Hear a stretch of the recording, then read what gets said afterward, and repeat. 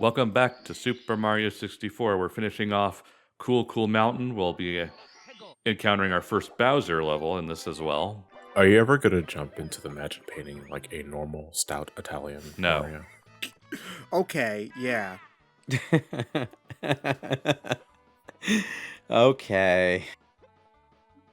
So this is like one of the granted I know why the structure of the game is like this, but it bothers me how inconsistent Mario 64 is, where most of the time it doesn't matter what mission you choose, except for some of the times where it does, where you have to like do like these special races or what have you. And granted, yes, I know that this was the first game like this, but I really would have rathered there just be some sort of trigger where after you beat the race the first time, then the next time you come in, they're the penguins hanging out there or whatever, just to make it feel more cohesive. It has, I imagine it has more to do with what flags to trigger sort of thing. Yeah, I mean, Maybe it could be memory limitations. It sounds like something that would be easy nowadays. I don't know how hard it would be to do on the N64. I mean, again, N64 being made in starting development late 1994. Yeah, so here's the question, though. Let's disregard the DS version for a minute, because that's more of a port with added content. If they remade Mario 64 today, do you think that you would rather they change some of this stuff? Or do you think that they should keep it the way it is, warts and all? Well, first I'll contest that DS is not a remake. It's a remake. It's a remake. Okay. Like it's not a port, because they changed too much for it to be considered. Also, every just a asset port. got remade. Yes. Okay, fine. So if they were to remake it not again, the point. Yeah. Okay. Like in lieu of like Ocarina of Time 3D, Sure, or yeah. like like what will we want to make it better? yeah, like, do you think that they should change it so that you stay in the level until you decide to leave, or stuff like that? I mean, yeah, that's simple shit. If you just add Odyssey elements to 64's base design, that already makes it a lot better. Because I love the idea of a Mario 64 with Odyssey movement. Well, they've modded the game. Like, there are so many Mario 64 mods out there, which surprises me, considering that I always figured N64 modding would be fairly difficult to do. Maybe it is, and that's just how dedicated the community is. But there are Mario 64 mods where you can get the star and keep on going, for example. So it's certainly. I mean, my favorite is still the make it look like the promotional artwork. That's just the PC recreation. Yeah.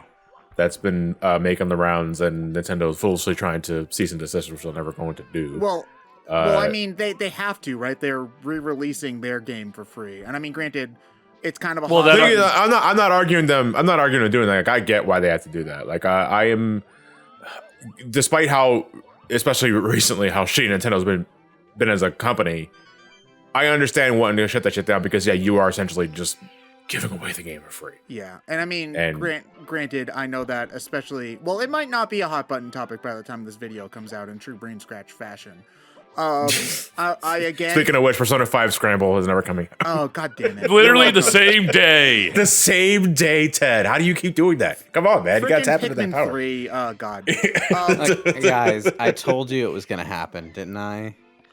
I did. Oh man. Persona 5's too big, man.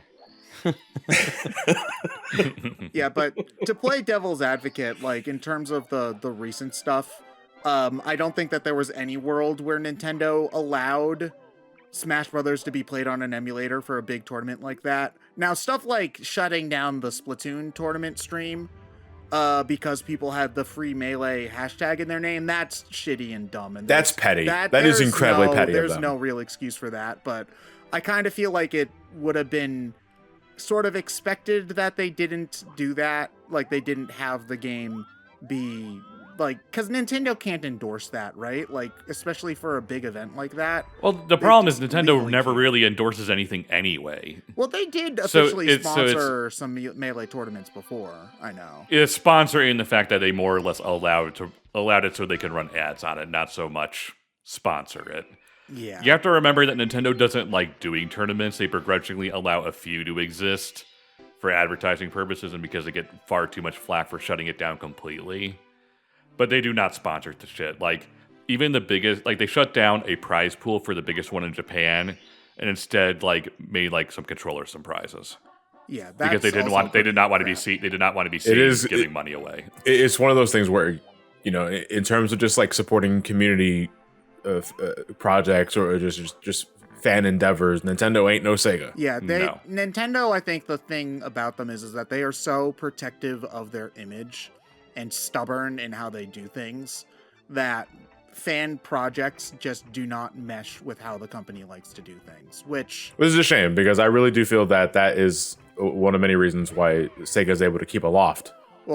think that Nintendo doesn't need it as much as Sega does because that's Nintendo what I can was gonna release say. quality games. That's what I was gonna No, say. if we're talking like in terms of just like financially speaking, yes, I agree, but it is also just as important to have the backing of your community. Yes, I agree by with supporting that. those things, like, you know. Well. And I'm not saying that what Nintendo did is right. I'm just saying that it's expected, and a lot of people are acting as if like it's some sort of outrage that they did that, and it's like this is how they've always acted. Yeah, they've tried to cancel Melee before. Yeah, it's the thing that I think was super petty that I didn't expect personally is them shutting down the Splatoon thing. I would have just expected that they talk to that one guy and say, hey, you have to change your name or you're not allowed in the tournament. You know, like I would have figured that they'd do that before just throwing up their hands and saying, fine, you don't get a Splatoon tournament. Especially considering that the Splatoon community is way smaller than the Smash Brothers community already. Not to mention, you probably have folks who have no idea what was happening, looking forward to that, and you robbed them of that. Yeah, especially since the Splatoon community, the competitive community, is one of the most accepting, open, and friendly competitive communities I've seen on the internet. And yeah, taking away this huge, like really big Nintendo-supported tournament that would have put eyes on them is just really shitty for that as well, because the game, I think, deserves it. So, yeah, Nintendo, that one really... That one really bugs me. Because I never really had that issue, but this is Bowser Stage is I love the Bowser Stage as well, but it's also in some instances like that where you have to do precise movement. It highlights my biggest issue with Mario in this game is that making 180-degree turns is sometimes a crapshoot, where sometimes he will turn in place and sometimes he will go a very roundabout way to look the other way. Yep. And when that happens on a tiny platform, it's almost a death sentence. I just don't really see why these levels needed red coins in the first place. Like, To give you something to do in there besides just run to the end.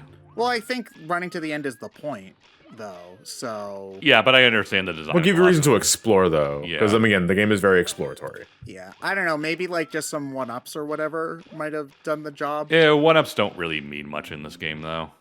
You only get 256 1-ups after you meet Yoshi, though. So, It's 100. it's 100. Oh, okay. Excuse me, Mister. I mean, you're off by 155.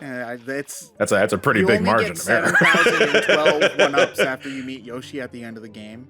So, yeah. I wish they made the shiny triple jump a little more Useful. meaningful. You get it when you don't need it anymore. Yep. The what triple jump? The shiny triple jump you get from Yoshi. You get a shiny triple jump from... Yeah, it makes you invincible. I didn't know that. I thought you only got the 1-ups. Because everybody turns the game off after talking to Yoshi. I thought you literally just got the 1-ups and that was it. Nope. Okay. I mean, I've never gotten Yoshi myself. What do you get for getting all the stars in the DS version of the game, then?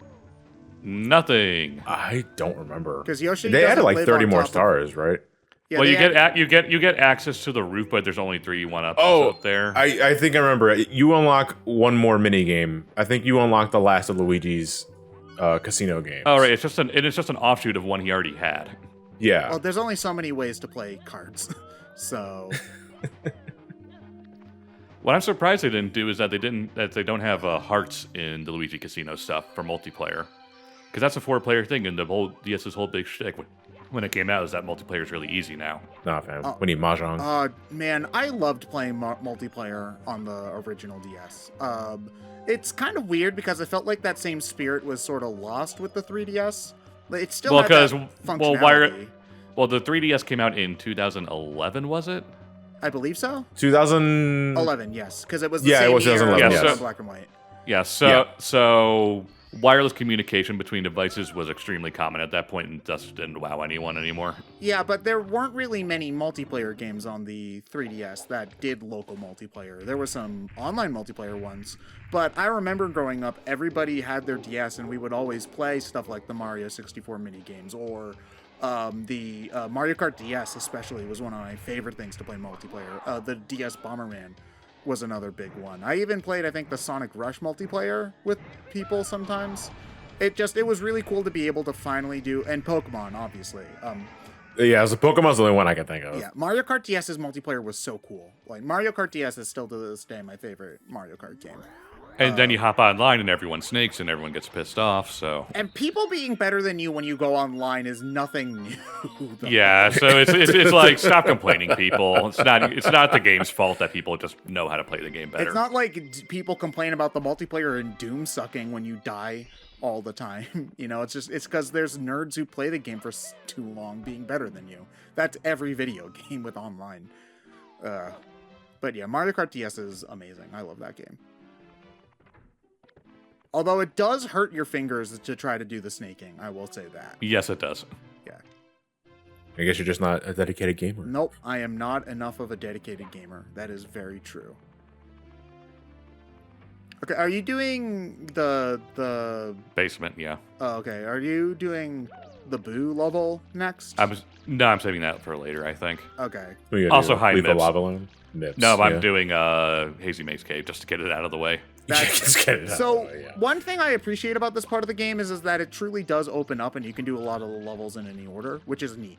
The one thing I don't like is, the basement feels like you're running around in the basement and sucks.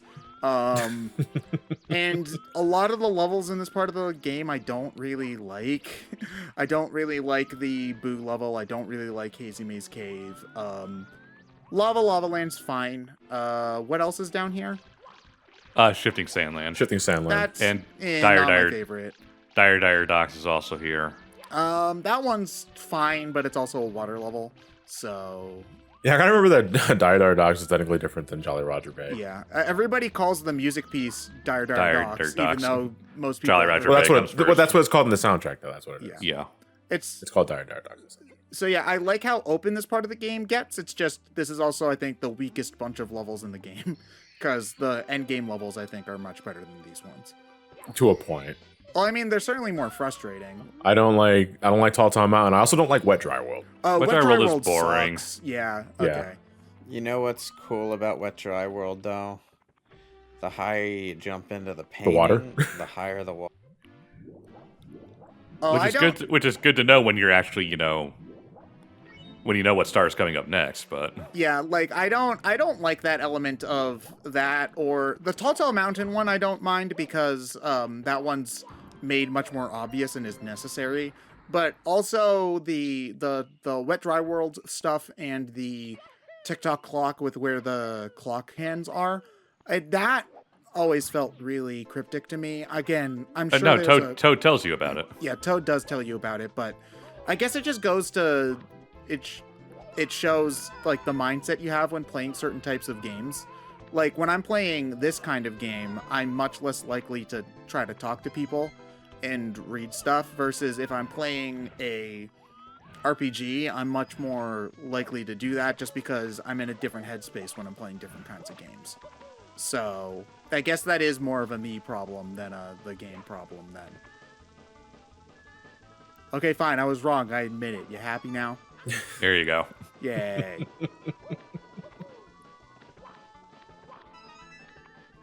Yeah, we're also getting the Vanish Cap, which is only useful like 2 times in the game. It's very, I mean, all the The power-ups, power-ups in this game kind of in this suck. game. Yeah.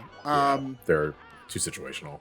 This is kind of a problem that I have with the original Banjo-Kazooie as well, where they don't really expect you to backtrack to older levels except for when they do, which is really annoying. Like, there's only like maybe 1 or 2 stars in every world that you need to backtrack for. And once you get these specific power-ups, which I don't really like. If you are gonna make me backtrack, that's fine. Like, I'm okay with backtracking in a game if you get new power-ups to explore parts of older levels. I just would rather it be built into the design of the game versus you just do it like once or twice. Because only making me do it once or twice ends up making that specific visit feel like a retread and boring. Versus if you're structuring the game around it, then I'm much more open to it because I'm going to be going back there anyway, and it's feels more like an adventure to me. That's part of why I really liked Banjo-Tooie as much as I do, because it's effectively a Metroidvania version of Super Mario 64, which I find just a really cool concept. Yeah. Banjo-Tooie, hashtag good game, hashtag... You still need to record the first game. You know, I got like halfway through and the footage was messed up. And so here's the thing. I don't think Banjo-Kazooie is a bad game. I like it a lot. My problem is, especially when you have, well, we're at the end of the part, so I guess, oh no, we got 2 whole minutes left. Okay, never mind. I can go on this tangent. Especially since there's certainly nothing in this level of interest to talk about. What are you talking about? This is the level where you can build up speed for 12 hours. Oh boy, I'm Half a button press. Half a button. Have you? But first we need. You want to talk about? 2 minutes to talk about parallel universes. Yeah. Anyway, go ahead. So you got 2 games that are pretty similar to each other. You know, let's say Sonic 2 and Sonic 3, or Mega Man 2 and Mega Man 3, or Banjo-Kazooie and Banjo-Tooie in this case. You can like both games, but if you like one of them much more than the other, I feel like you play the one you like best a lot more, and the one you don't like as much, you never play. So, is this something that's just me, or do you guys go with it too? Because if you've got 2 games that are essentially the same, but you like one more than the other for whatever reason, it's like I will always just default to the one I like more, because why would I play something that's super similar? You're just describing preference, though. But I'm saying, like, I feel like I'll never play Mega Man 3 because I like Mega Man 2 better, but I would go out of my way to play Mega Man. I don't know. I haven't played enough of the old Mega Mans. I would try and play like Mega Man 6, even if I think Mega Man 3 is better than 6, just because 6 is more different to 2 than 3, and I play 2 a lot more. Does that make sense? And again, that's no different to me than preference. Yeah, I know. Okay, but I'm just saying, I am in this example, I'm acknowledging that. Just using the but you can still acknowledge a game for maybe being objectively better in some regards, but at the end of the day, it's what you prefer. Yeah. So that's why I categorize it as preference. Yeah, I guess the point is just that since I like Tooie more than Kazooie and they're so similar, if I'm ever in the mood to play Banjo, I'll default to Tooie 100% of the time because I think it's the game I like to play more. Again, it's going into preference. Well, okay. It's going into maybe I'm just Ocarina of Time versus Link to the Past. Ocarina of Time is a much more fulfilling adventure, but I prefer Link to the Past because if it's what's the word I'm looking for? I was gonna say levity. Yeah, it makes me laugh. And then brevity, I think is the word I'm looking for. Yeah, maybe I'm making it more complicated than it needs to be. I don't know. Yeah, you're definitely making 3 less to make it right. Yeah, but it's you can still do it though. Yeah, I'm not saying you can't. It's just needless. Takes longer. Yeah, but you can still do it though. Okay, I was going to call you Sakurai. All right, whatever. I'll see you in the next part of Mario 64.